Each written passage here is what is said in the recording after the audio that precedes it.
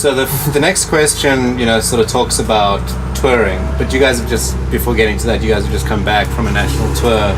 Do you have any sort of tales from the road, any funny stories that happened while you were... Savannah was a good time. We played, we love it down there.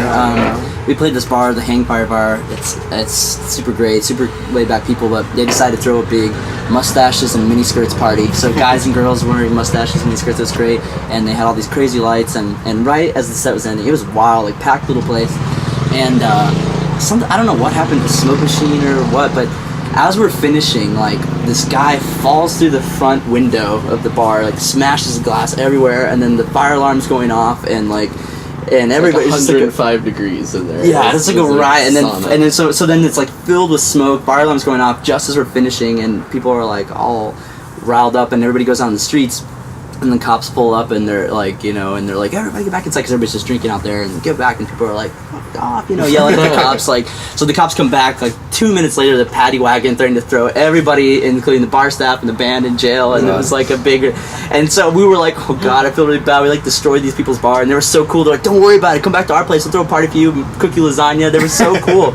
It was a great time. That was a good night. That sticks out in my mind, but we had a good time. There's a lot of good moments. We can't remember them all. They were great. No, they were good. Who was the favorite band? The band you like playing the most with? Black Taxi. Yeah. Okay. In New York, we played with them at Mercury Lounge, and that was a very, very memorable show. Like it was the first time we rolled into New York, and we just did the best we could, and it was great. They put on a great show, Mercury Lounge in the Lower East Side, I think. And they sold it out. And killer show, awesome. Killer bill. We love playing with those guys. They'll be hopefully back down here in Austin playing with us sometime this fall. So I definitely sooner than later they will be. That'd be great. Yeah. And what was the sort of worst show? Did you guys have any sort of bad moments? Hartford. Connecticut. Consensus. Yeah, we both agree on the best and worst pretty easily.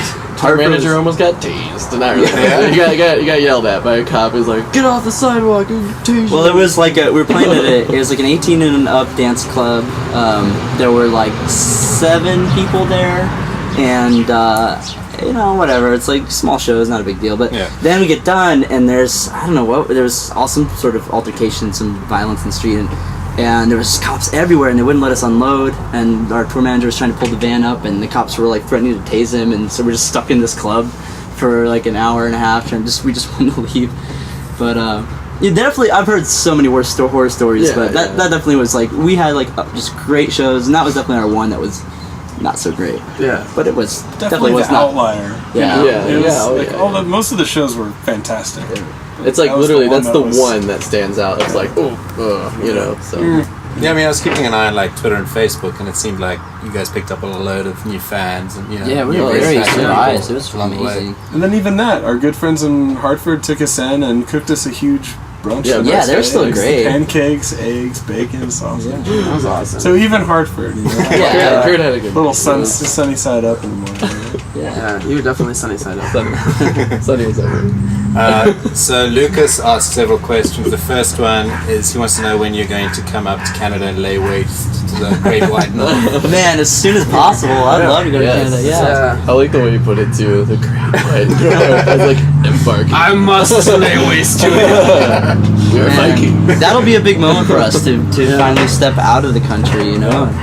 Yeah, we've talked a little bit about some festivals in Mexico, which we'd really love to do, and Canada too, Toronto, and wherever. So we'd be happy if we could get some help making that work. We'd love to go to Canada for sure. Yeah. He also wants to know, when are you guys bringing out, or are you bringing out another video that's like a non-live video, kind of like the back and forth one? We're not sure. We do have a good couple of friends, the people who did our album artwork with us are proposing doing some video work, but we're not sure if we're going to go ahead and put something out for something from this album, or just wait until the next album and then do something for that. So I'm not sure. It probably won't be too soon, but it definitely will happen sometime. Sure. It's not a yes or a no. It'll depend on budget and that sort of thing. We'll see how it goes. So talking about the album cover, how did that come about? Like, Could you describe, Jack leaping across in little shorts? What's the sort of story behind that, and how did you pull that all together? Jack just really likes sleeping around in shorts. No, it was just a big party. I don't know. Was it spontaneous, or was it No, this it is was- an album shoot, bring all these people here? Well, it started because I was working for the census at the time. I was like a supervisor for the Census Bureau, and we were in the studio recording, and there was this girl that I had I thought was really cute, and I was just talking like, oh yeah, my band's we were putting out an album, but we don't know what to do about the artwork, and she's like, oh, I'm an artist, I can help you guys, and I was like, okay, yeah, whatever, but so I invited her to the studio just because I thought, just because I was into her, and then she came out, and then started like listening to the music and kind of getting to know us, and she's like, well, I think it should be something kind of, fun, like summertime, that seems to be the vibe of like what's going on, and we started talking, and we came up with the concept of, going out to the Greenbelt and just gathering a ton of people and making kind of like a rock and roll utopia hippie dream type of thing. Kurt also kind of had the same idea independently, so we kind of mixed all these ideas and turned out to be really impressed with everything that she wanted to do, and she brought this brilliant photographer out and organized everything, and we just made a little Facebook event, invited a ton of friends out, told them wear whatever they want, but the less the better, and we just took a big series of photos and just a bunch, and it was just kind of the best ones, and some random chick brought the pineapple. We had the pineapple on the inside, but most of it was not planned. It was just a ton of people down the Greenbelt. Let's just take a bunch of photos, and it was just the best collection of it. Cool. That was fun. Yeah. Lucas also wants to know where you guys see yourselves in 5 years.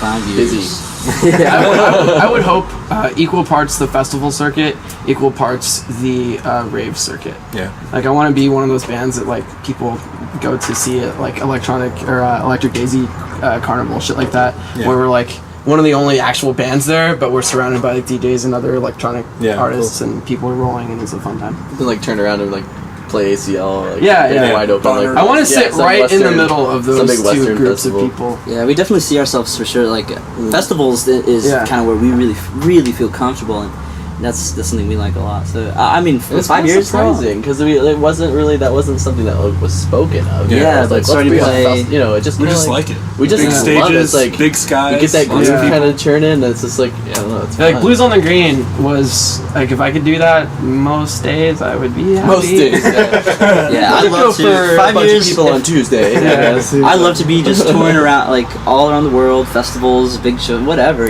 Just busy and playing and for all people all over as Europe. far as we can get. That's all I want to do is get our music in front of people and just do it, keep it fun. Have you guys played a lot of festivals so far? I mean, yeah, but it's not definitely our primary thing. Yeah. Like It's like I don't know. So it's just like a beautiful dynamic. I think that we're striving towards of like being able to lay down like a giant show at a festival. Like people are in the grass having a great time, and then turn around and like go to New York and play 45 minutes of like the most brutal stuff possible. That people are just like, yeah, awesome. like a And be able tiny to club, be able to just be able to adapt to like what's proper and like. And just just play for anybody and everybody kind of a thing, and go for it. So Yeah, Blues on the Green was awesome. I haven't been to many of them, but seeing the energy in the crowd with you guys being there, like I can see that being in the whether it's a really- dance festival or a rock festival, just everyone Big was stage, up off plenty their of teddy people. blankets. so much fun. That was awesome. So on a serious note, Lucas wants to know Coke or Pepsi. Coke. I I don't drink soda. McDonald's Coca-Cola is like one of the greatest things, other than like Mexican Coke, which is awesome. Oh yeah. Yeah. Dr. Pepper, I have to be renegade. Sorry.